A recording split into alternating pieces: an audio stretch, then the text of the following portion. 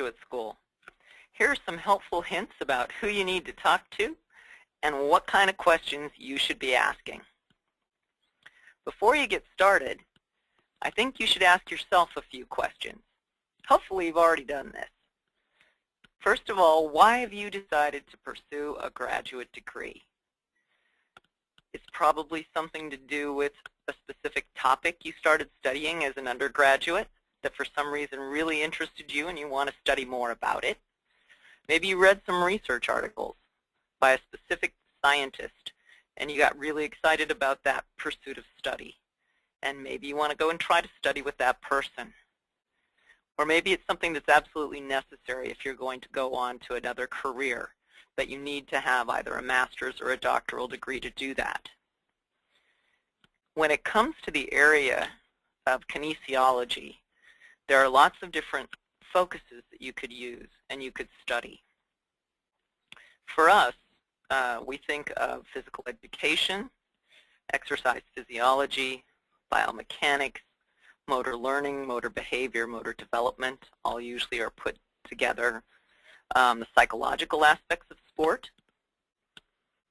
sociocultural or historical aspects of sport, or perhaps something that's more clinically oriented or professionally oriented, like physical therapy or a medical degree. But overall, you should have some ideas about these things and have some specific answers. Once you've determined these things about yourself, it's time to do some homework and get some work done before you get a chance to even talk to anybody about any of the institutions. You can go online. Pretty much every university has a whole graduate division or graduate study area web page that you can turn into and find out specific requirements. If you know what area you want to study, it may be that that university doesn't offer a degree in that specific area. So you need to find out if that program actually has what you want. If it does, then it's time to get specific and see if you actually qualify. Do you meet their requirements? What are their requirements? What do they actually make you have to have before you can even apply to a program? Usually there's a two-tiered level for admission requirements. There's the university requirements and whatever department you're applying to requirements. Most universities have some kind of minimal requirement for every single graduate student that they will accept for the entire university. And that's listed right on their first opening statements in the grad division webpage.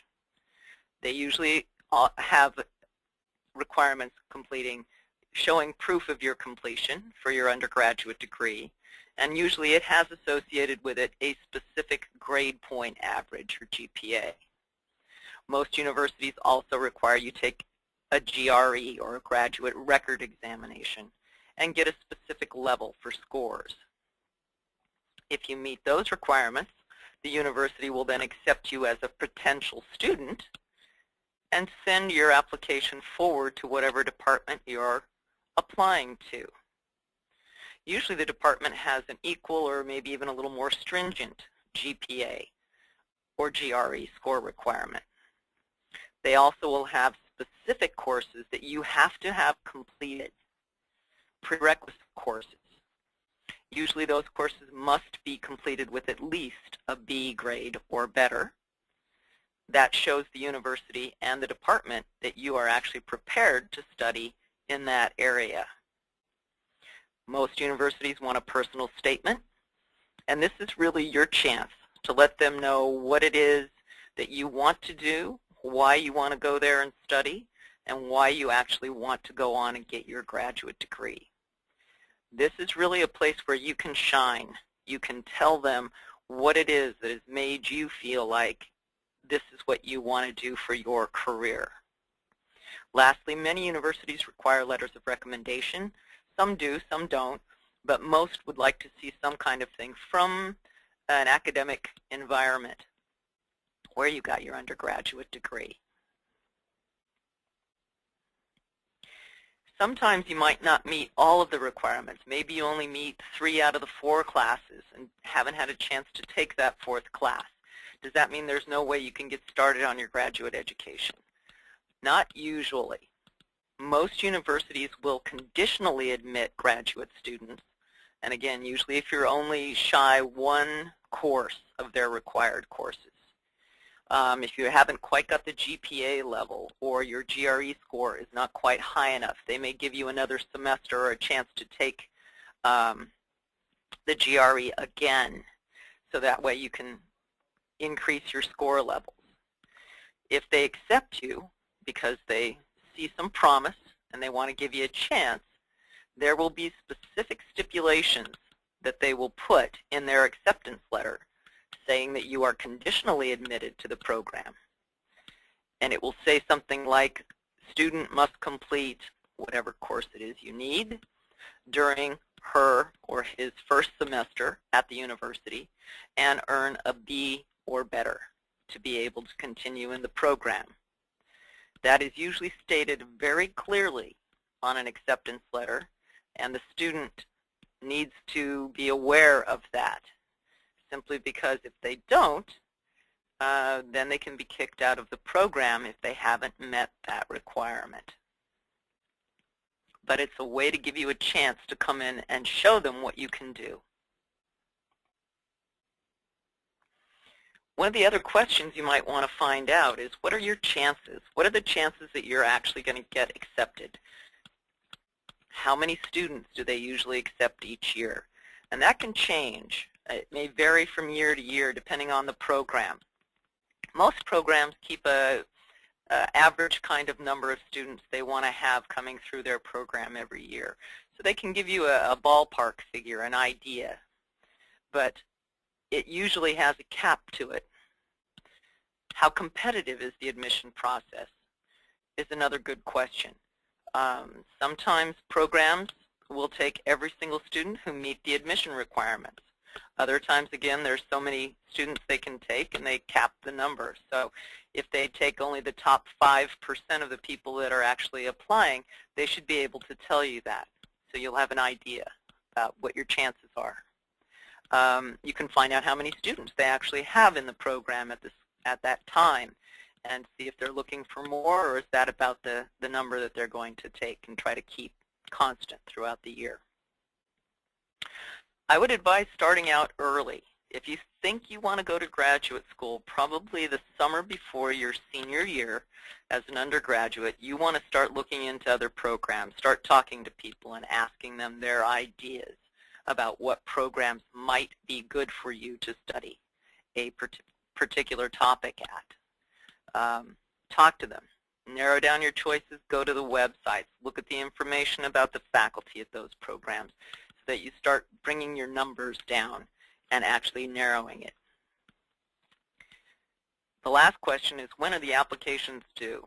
Most programs have application deadlines that start sometime in December, and for master's programs may go all the way through May. Other programs may be the year before, application deadline in mid-December period. But every single university has a different application deadline, and you can look those up as well. What are the different requirements that you're going to have to do once you do get accepted? For master's degree programs, most programs have a 30-unit requirement. So based on what you did your undergraduate degree in, if you were taking 15 units a semester, it would take you only 1 year to do that. The 30-unit requirement is not a hard part of the requirement to meet. The culminating experience for the master's program is what usually takes a lot more time. Studying for a comprehensive exam, or writing a project, or collecting data and writing up a thesis, or some combination of those things usually take about a year to do. So as a result, most master's programs take somewhere between 2 to 3 years. If a student is working part-time or full-time as well as taking courses, then it can take a little bit longer. Most universities have a 5-year maximum for a master's program, which would equate to taking one class per year, or one class per semester, excuse me, and you'd be able to complete the unit requirement doing that. So there really isn't any reason it should take much longer than 2 to 3 years.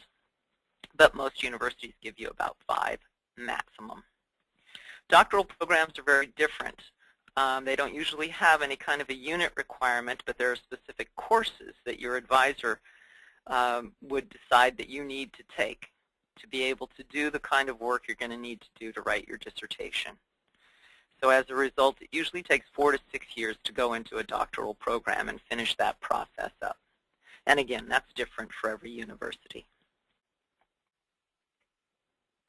The other big question to ask yourself is, how am I going to pay for this? What is this going to cost?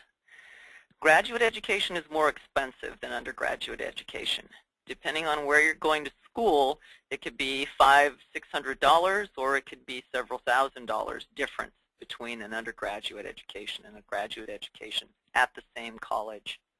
Because there's a lot less students, graduate education takes a lot more time from the faculty than undergraduate education. It's usually more one-on-one. It's usually more, very much more smaller classes than in the undergraduate education. So that's an important question. How much is it going to cost? If you go to a website for any university, they'll have a breakdown from the tuition costs. There are also university fees, sometimes having to do with your use of the student health service or the recreation facilities, and there's fees associated with that.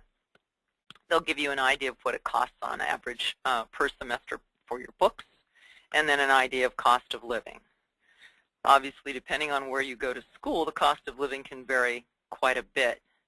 For example, in the state of California, if you want to study in the city of San Francisco and live in the city of San Francisco versus studying in Bakersfield, which is not quite as large a community and not quite as urban a community, the cost of living would be significantly different.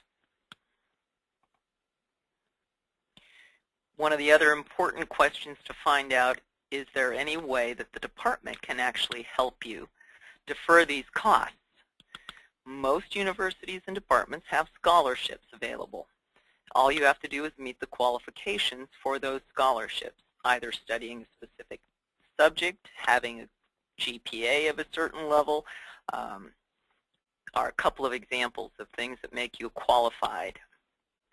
This information is all available online. The graduate division usually has a posting of all the financial aid available, including scholarships and tuition and student loans. But it never hurts when applying to a program to ask specifically which ones of those scholarships does the individual you're talking to believe you might be best suited for. And probably you're going to have to talk to the departmental level since they've read your application. They can then tell you when the applications are due and how you can apply. Within the departments, usually for graduate students, there are also teaching assistantships and research assistantships. These are really valuable tools for a graduate student. Most departments really prefer to have their own graduate students teach their undergraduate lab sections, and in the field of kinesiology, perhaps even activity classes. They try to support their graduate students by allowing them to teach, learning to teach, finding out if they actually know what it is they're talking about. It's the best way to do it. Having to teach somebody else how to do something or how to think about a certain area, certain subject matter. So, for example, in the field of exercise physiology, we usually try to have our graduate students teach all of our lab sections for exercise physiology, anatomical kinesiology, biomechanics. We like our graduate students to get in there and get an experience teaching. It lets us know how well they know the material. And it gives them an experience. Getting an opportunity to try to teach someone is a very telling experience about your skills. Research assistantships are available for faculty, from faculty that actually have grant support to do the research that they are doing. They usually put into the budget to actually pay graduate students to help them work on their research. that information is very valuable, and if it's in an area that you feel comfortable, you start talking to that faculty, and perhaps they're going to allow you to be their research assistant and get paid for it. Always, always have a resume, professional looking, curriculum vitae, resume, whatever you want to call it, available. If you start calling someone and asking about what they've got, they're going to ask you, well, what can you do? You need to be able to tell them and have it in writing and say, well, let me just shoot you my resume. Have that available as soon as you start talking to someone about the possibility of your teaching or doing research with a faculty member. It's very, very important to have a current resume always ready. Lastly, if you haven't gotten any information from the university saying they've received things, certainly follow up. You should receive notification after they've received all your material from the graduate division at the university. If it doesn't happen, give the university a call. Once everything is complete, they will send your file forward to the department that you're applying to, and then the decision is now in the hands of the graduate coordinator. If you know that's where your application is, again, I would wait a couple of weeks and then give a call or shoot an email to the department and ask to speak with the graduate coordinator. That person can tell you straight away what your chances are of getting in and when they're going to let you know what their decision is. As a personal recommendation, before you make that final decision of where you want to go, if you can at all, I would try to visit the campus. I'd try to set up a meeting with the graduate coordinator, have that person give you a tour of all the facilities, all the labs, the campus if they have the time. If you, again, have a little more time, a day or two, you could attend a class, see what you think, and most importantly, get the opportunity to talk to the current graduate students. You want to ask them questions about what their interactions are like with their advisor. Is that person available when you want to see them? How often do they get a chance to meet with them? Does that person treat you with respect and act as though you are a graduate student, not treat you like you're not knowledgeable and you're not worthy? It seems as though they actually want to be working with you and want to teach you some skills and get your feedback. Ask the graduate students what their impressions are of how the faculty interact with each other. Do they seem to respect each other and respect each other's opinions and want to work together? How about the graduate students? Do the graduate students get along? Are there cliques or groups? Just trying to think about what kinds of things are important to you. Do they socialize together? Do they study together? Is there a graduate student organization or club? What does it do? Would that be something to participate in? And ask them if it's just a comfortable place to work and study. And then lastly, before you leave the campus, ask yourself if you can see yourself in this environment, doing well. Is this a place you could live? Is this a place you can study? Because you're going to be spending a lot of time on that campus. Lastly, the area of professionalism is very important in our field. And when you decide that you're going to be a graduate student, you're joining that group. You're going to have a master title associated with you now, or a doctor title with that specific area. These things all have professional organizations, and it's important that you become an active participant in these organizations. Find out if that's something that's important for your faculty, if that is something that they encourage the graduate students to do. Are they actively involved in professional organizations? Do they actually encourage graduate students to do things? Do they regularly attend conferences? Do they present their research? Can these people in the faculty actually introduce you to other professionals that can help you further on in your education or your career? Those are important questions that students commonly don't think about and need to take into consideration. Lastly, ask a lot of questions. Ask the opinion of people that you actually trust, faculty that you've worked with where you're getting your undergraduate degree, family members who you trust, who've gone to college and have insight into things that you don't know.